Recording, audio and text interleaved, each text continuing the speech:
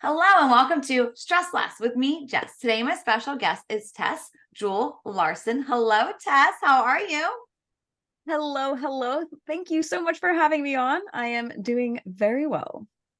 You could probably, I know you have a podcast called The Happy Edit, but you could totally do Stress Less with Tess right now. I'm just saying, like, you could totally do that. When you said this is stressless with Jess, I was like, my name would work in that too. Right? Total side note, I don't hate the name Jess, but I prefer Jessica. So it's funny because I use the word Jess, but total side note. Okay, so let's get started. So I'm Good so to excited know. to have Good you to on know. here because, I've been stalking you a little bit, which is always fun to do. But you are also a stress and burnout coach. And we were just, before we hopped on press record, we were talking about how it's so cool that we can still connect, even though, air quoting over here, we do the same things, just because the way you say it and I say it are completely different, but we do a lot of the same mindset. I just think it's so cool what you do. So thank you for who you are. But let's get started. You empower women professionals, entrepreneurs, and high achievers to learn burnout and stress to leave burnout and stress in the ashes while they achieve balance, clarity, and creativity in the work and life daily. Tess is a certified mindfulness coach, experienced yoga teacher, and a yoga therapist in training. So cool.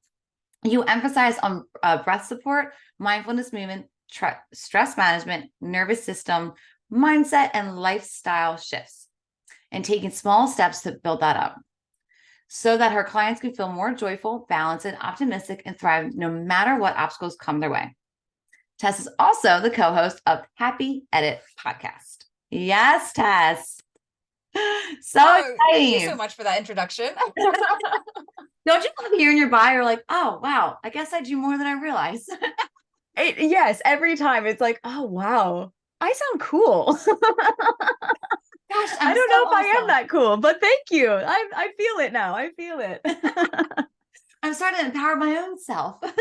Exactly, exactly. It is always fun like coming on like podcasts like yours, because it's amazing to be able to connect with you and your listeners. But then it's also like, at the beginning, I'm always nervous before I go on. I'm like, oh my gosh, like what are they gonna ask me? Like, a little bit of imposter syndrome coming in, but then at the same time, like when you start connecting, when I start talking, I'm like, oh yeah, I got this. And after I leave, I'm like, you know what? Yeah, this is pretty cool. I'm pretty good. Do a little pat on your back type thing. No, it's Exactly. But in a good way, not like like, oh, I'm the best, but like, hey, like, well done me. go get myself a good cup of coffee now because I did so well, right?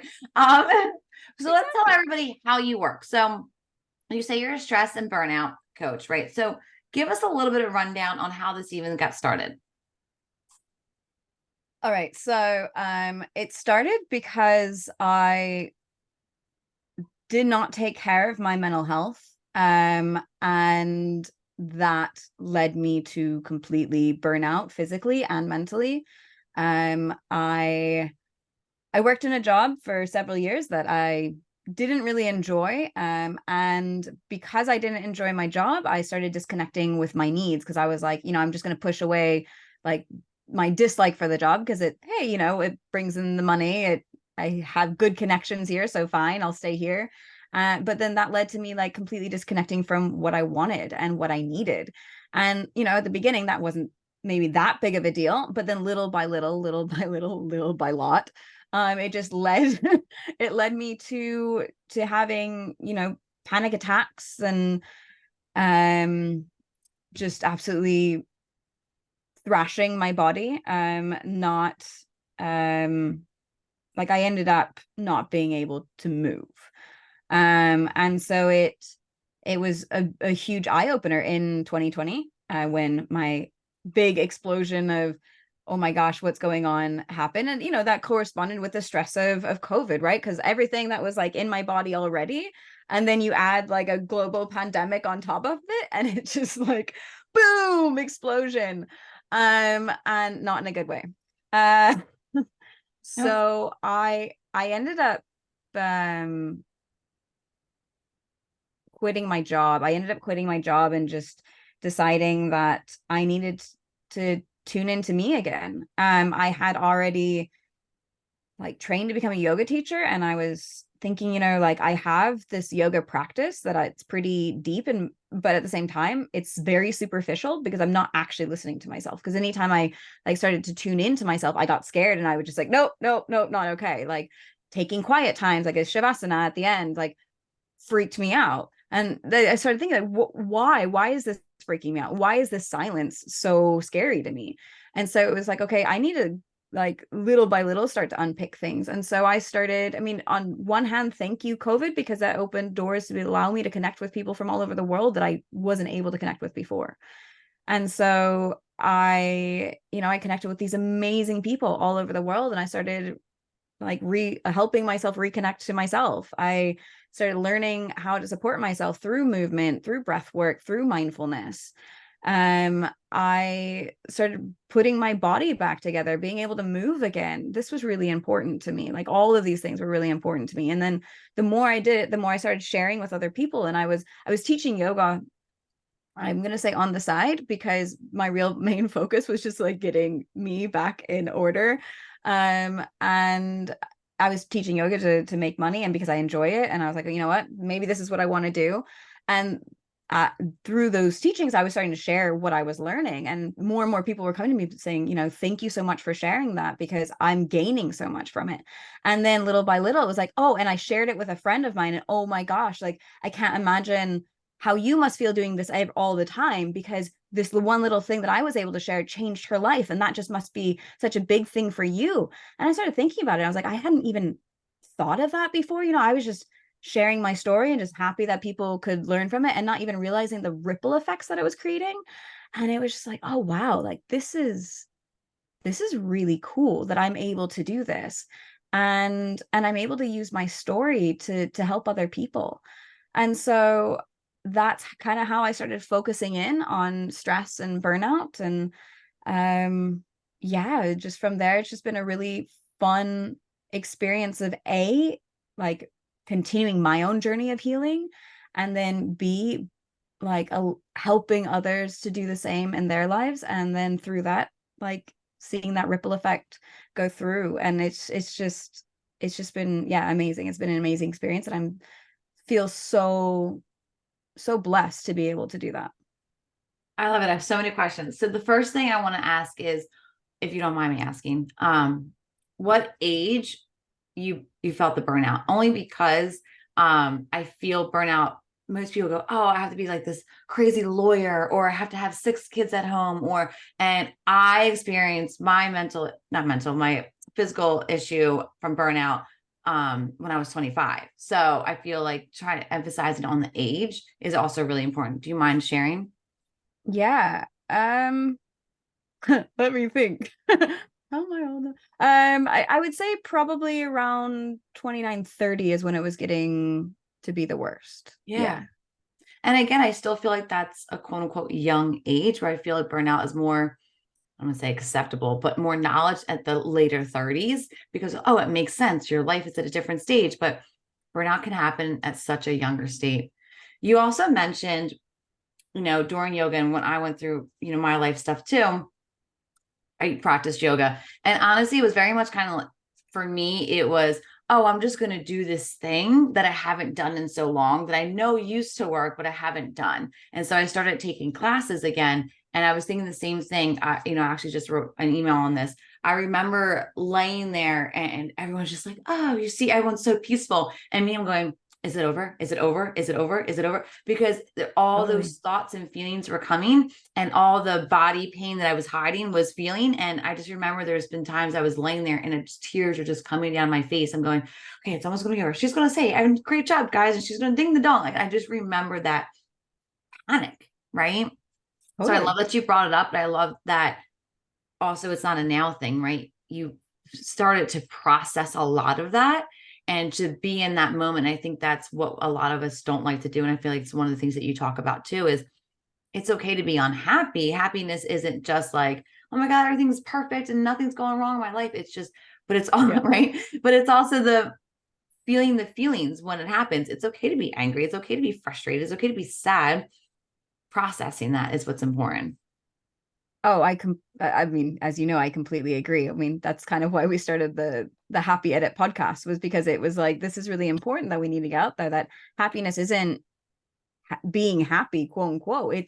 It's being able to experience a range of emotions and be okay with that, and explore it, but at the same time not obsess over it, just like, and noticing whatever emotion's coming up, just sitting with it for a moment, and then usually it goes, Yeah. because emotions don't last that long unless we like stick on them and we're like going over and over and over them in our head. And usually we don't do that when it's a happy emotion. Usually we do that when it's a negative emotion that we're either not happy that we're feeling, or we're scared to be feeling, or we think we shouldn't be feeling. Right. And so we're either like going over it and ruminating on it and beating it to death, or we're completely just shutting that part of our body off, or our mind off, and saying, no, I'm not going to feel anything, Yeah. which also isn't good. And so it's like, it's being able to get to that point, and it's not an easy thing,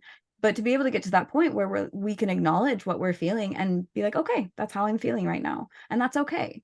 And Yeah. if I need a little extra support, then I'm going to get a little extra support from someone, and that's also okay to ask for that support. Exactly. Give yourself the support, but also ask for it in different ways if you can't find the way to support yourself. I think is so important. I don't think we always ask for help in the ways that we need it. And so, like you said, having that process and going, okay, this is actually what I need in this moment. You know what I mean? And so I think that that's just so important. When did you realize it was actually burnout? And listen, what I mean by that is like, yeah, you started to feel it. Yes, you started that there was that explosion. When did you go, oh, I just had burnout, or that was a burnout experience? When did that happen? Or can you tell me about that? After I started recovering a bit, Yeah. um, I I I didn't know. I just knew that I couldn't anymore. And I didn't really even know the word burnout at the time. And so I just realized, like, A, I'm having all these panic attacks, and that's not a good thing. B, I literally have injured myself to the point where I cannot move. That's also not a good thing. And C, like, where is this all stemming from? It's stemming from being disconnected from myself. And that started with a job that I cannot handle anymore. And so I had a really frank conversation with my husband, and he obviously has been watching me like take this downturn, and our relationship struggled as well because of it. My relationship with my friends, with my family, like, it wasn't an obvious thing. Like, I had to get to the point where I was like, no, I need that change. And so, I quit my job, as I said, um and it was, I don't even know, maybe like 5, 6 months later, then I was like, oh my gosh, like that's burnout. I was like, this symptom, that symptom, this symptom, that symptom. Oh, okay, okay. And with a lot of the people that I work with, I think that that's a pretty common story. We don't know that we're in those stages of burnout until, like, either a doctor tells us, or we start to come out of them a little bit, and we hear something and we go, oh yeah, I had all of those things. And so that's, I mean, on one side, like, when I say I'm a stress and burnout coach, I think it's important that I put burnout there, but at the same time, like, I think it's also important that we realize that, stress is something that causes this, right? And it's not just an acute stress, it's prolonged stress that lasts a long time. And this is a really common thing in our society because of our work, because of our lifestyles. We don't, and because of our, society saying, just keep pushing, just keep moving, just keep doing. And that's good on one side, but on the other side, we have to pause, we have to stop, we have to take those moments to tune in, because when we don't, that's when we disconnect from what we really need. And what we really need often is times to let our body relax, to let our mind just rest. And I mean, I grew up in a household where, it was very much, you can sleep when you're dead sort of thing. um And so it's not a natural thing for me to rest. So for those of you that are listening, like, yeah, it's easy for you to say you're a yoga teacher. It's like, no, no, it's not. And that's one of the things that I struggled with the most with yoga. As I said at the beginning, like just those moments of pausing, whether it's holding a position, whether that's in, the final resting moments in the meditations, like this has always been something I really struggle with, is just pausing and in being in the moment. And it's something that I'm continuing to learn to do and to get better at. And I think that answered your question. I'm not sure I got, but No, it was great. I feel like there were so many little nuggets in there that I think were super, super important. I think the special one that I heard too, among everything that you just said, was a lot of times we don't realize it's burnout until afterwards, especially until someone actually tells us that we experience burnout. But I think the other thing that you said too was, even though we teach this, we are still human. We are still learning. We are still educating ourselves. We are still practicing what we preach. And that's something so important. So I love that you said that.